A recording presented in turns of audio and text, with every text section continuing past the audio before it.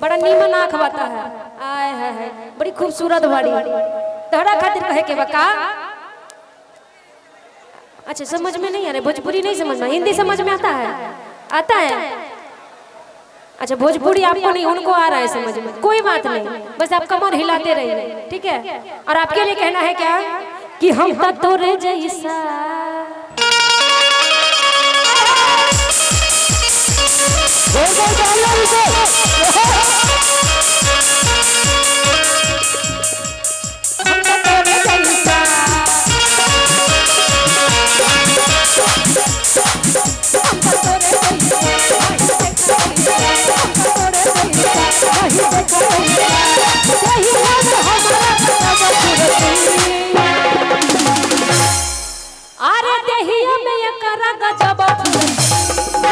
दोनों निमन मारी नो बारा चली दर तो हार तुरंत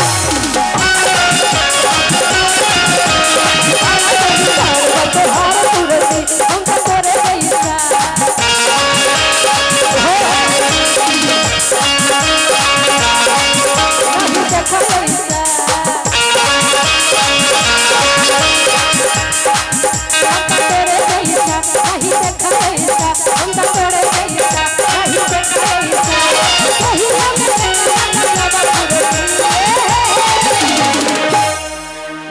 चली दरबा तो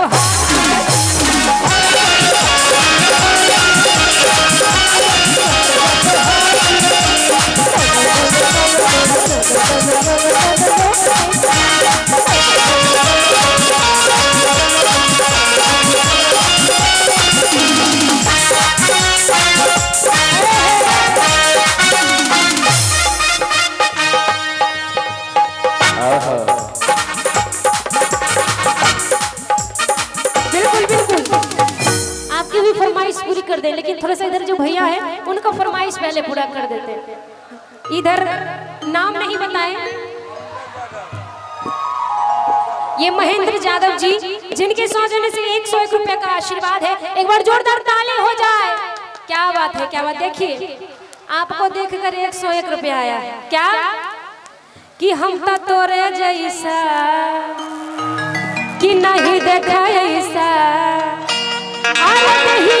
तोहरा गजब फुरती जियो ए रानी एने हेने हेने तका। अरे वो लोग भी एक बार हाला कर दी जियो। अब लग रहा है कि भागलपुर वाला आवाज है, कैसे कि बारा जली दहर बतोहार फुरती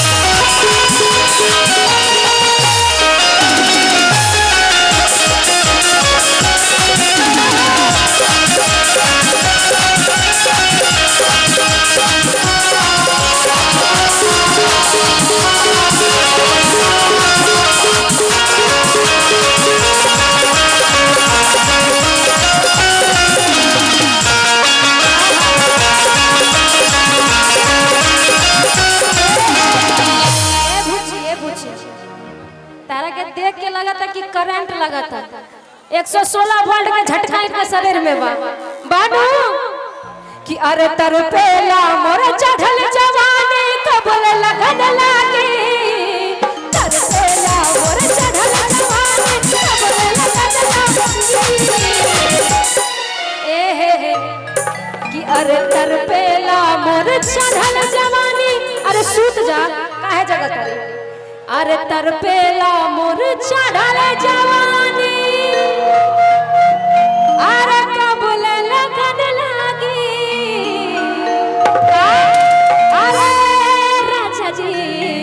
राजा बाजी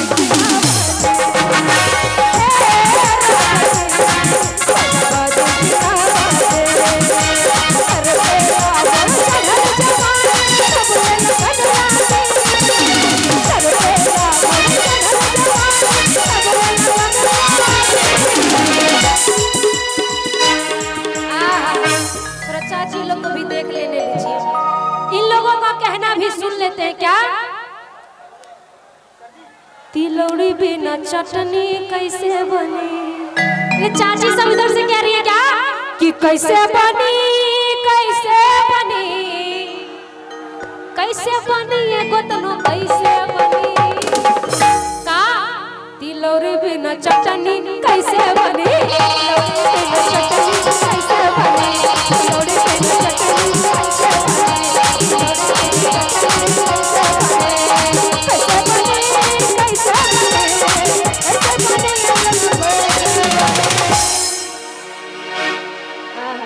तिलौड़ी बिना चटनी कैसे बनी?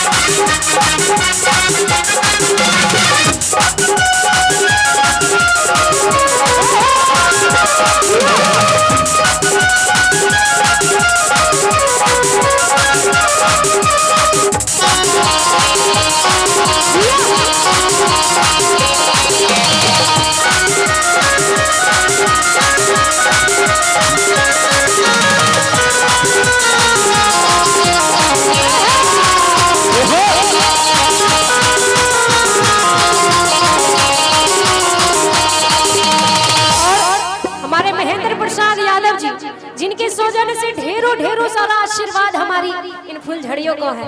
एक बार जोरदार ताली हो जाए महेंद्र यादव जी के लिए। और इनके लिए कहना है क्या कि चले लुडहरे आता नदी बीच नैया हिलोर मारे, चले लुडहरे आता नदी बीच नैया हिलोर मारे। वाह, इतना सुंदर हिलोर मार रहे हैं। और ये हमारे महेंद्र यादव जी जिनके सौजन्य से ढेरों सारा आशीर्वाद, इधर से भी एक बार जोरदार ताली हो जाए कि चले लुडहरे आता नदी बीच नैया हिलोर मारे, चले लुडहरे आता नदी बीच नैया हिलोर मारे, हिलोर मारे, हिलोर मारे। ए गोरी एने बहन कि चले लुडहरे आता आरे नदी बीच नैया हिलोर मारे, ए हिलोर मारे कारी हैया ए गोरी हिलोर मारे, कारी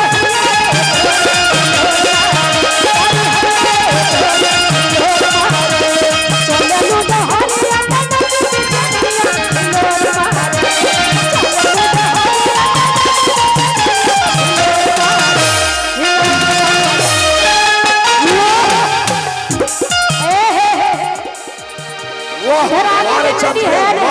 फिर भी कि चल लूटा घरे आता नदी बीच नैया ए सोरे। देखिए आज हमारी वर्षा जी सिंगर बनेंगी, कैसे गाइए। हिलोर मारे गोरी हिलोर मारे, गोरी हिलोर मारे। किनको अच्छा लगा ये गाई तो किनको अच्छा लगा एक बार वर्षा जी के लिए जोरदार ताली बजा दीजिए। वाह, हमको तो पता ही नहीं था कि इतना सुंदर गाती भी है। और एक आवश्यक सूचना है, अमन कुमार के नाम के लड़का एक खो गया है। एक अमन कुमार के नाम से लड़का खो गया है। जिन भाइयों को अगर मिले तो आप मंच तक छोड़ दें। और उनका घर है खैरपुर। जिन भाइयों को अगर मिले अमन जी, आप उन्हें मंच तक छोड़ने के प्रयास करें। और ये जानते हैं हमारे यही सर की वजह से, शैलेंद्र बाबू की वजह से हम लोग यहाँ पर आप सभी का प्यार पाने के लिए आए हैं। और एक बार हमारे मेला कमेटी के तरफ से एक बार जोरदार तालियां बजा दीजिए, जोरदार। और हमारे महेंद्र बाबू के सौजन्य से हम सभी कलाकार और महेंद्र बाबू का प्यार आशीर्वाद पाने के लिए आए हैं और बहुत बहुत धन्यवाद देना चाहेंगे हमारे महेंद्र यादव जी के लिए जोरदार ताली हो जाए, क्योंकि आज इन्हीं के वजह से हम सभी कलाकार उपस्थित हुए और इसीलिए इनके लिए कहना, इधर आइए। आपको गाने आता है? नेहा जी हाँ। एक बात बोले वर्षा जी के लिए, एक बात नहीं 2 बात 4 बार जो बोल दीजिए। वर्षा जी नमकीन बनकर मत निकलिए, नमकीन बिस्किट समझकर कोई चख लेगा। नमकीन बनकर मत निकलिए, नमकीन बिस्किट समझकर कोई चख लेगा। और यूं सज धज कर मत निकलिए, ये उस्मानपुर का लड़का है, तुम्हें दुल्हन बना के रख लेगा, तुम्हें दुल्हन बना के। जोरदार। ऐसे कैसे दुल्हन बना के रख लेंगे हमारे वर्षा जी को? जी बोलिए। ऐसे कैसे दुल्हन बना के रख लेंगे? अरे रख लेगा ना। कि सजना संवरना तो लड़कियों की अदा है। अच्छा। कि सजना संवरना तो लड़कियों की अदा है, और जो इस अदा को प्यार समझ ले उस सबसे बड़का गधा है। गधा नहीं, यही तो सब कुछ है। और कहना है ये जो हसीनों की बाल होते हैं, हम जैसे लड़कों को फंसाने की जाल होती है। ये जो हसीनों की बाल होती है, हम जैसे लड़कों को फंसाने की जाल होती है। ना जाने कितनों का खून पिया है इन्होंने, तभी तो इनके होठ लाल लगते हैं, तभी तो इनके होठ लगते जो भैया तेरा गलत फहमी छ।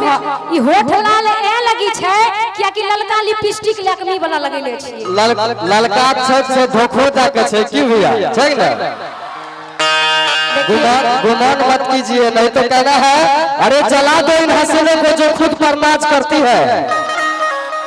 जला दो इन हसीनों को जो खुद पर नाच करती है, गिरा के जुल्फे हम जैसे नौजवान को बर्बाद करती है। आपको वर्षा जी जवाब देंगे। हम वर्षा जी कमजोरों समझने छथिन की? अब कहिए वर्षा जी। मैं कहना चाहती हूँ एक शायरी, कोई प्रॉब्लम? चांदनी चौका नजारा न होता, चांदनी चौका नजारा न होता, इंडिया गेट का सितारा न होता। अच्छा। आजकल की लड़कियां फैशन न करती तो हर गली का लड़का आवारा न होता। सुनो अरे कुछ सुनाई छो। लड़का तो एक न एक थोड़ा कमी से आवारा रहबे करे छे। क्यों भैया, छै न बात?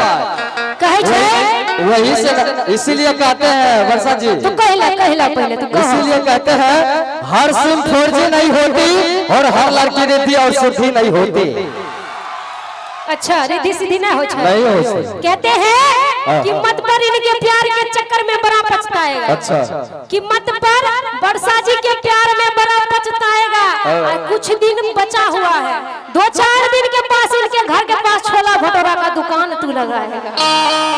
इसलिए ज्यादा वर्षा जी को छेड़िए नहीं, ये खुद छेड़ने वाली है। आइए और कि चले लूडो हरे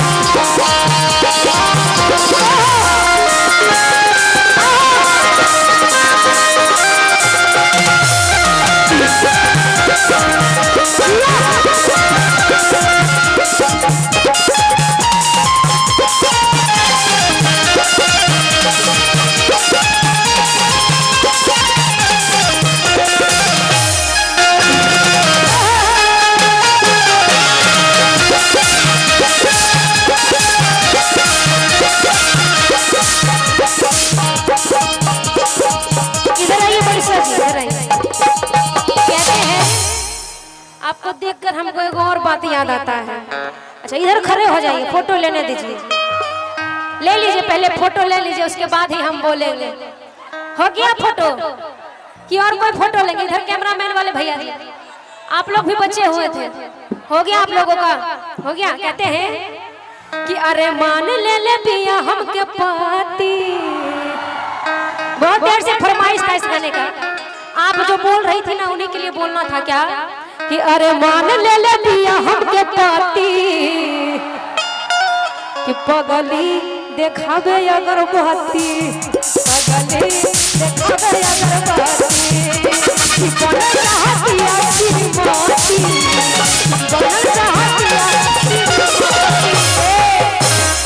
सुशील भैया कि बनल चाहतिया श्रीमती ए हमर सती पार्वती कि बनल चाहतिया श्रीमती घूंघटा ताना घूंघटा कि बनल चाहतिया श्रीमती आ कौन कौन इनको अपना पत्नी बनाएंगे उठाइए और बाप रे बाप एकेगो वर्षा जी छथिन ककरो एकेगो नहीं गुन जैथुन कि अरे बनल चाहतिया श्रीमती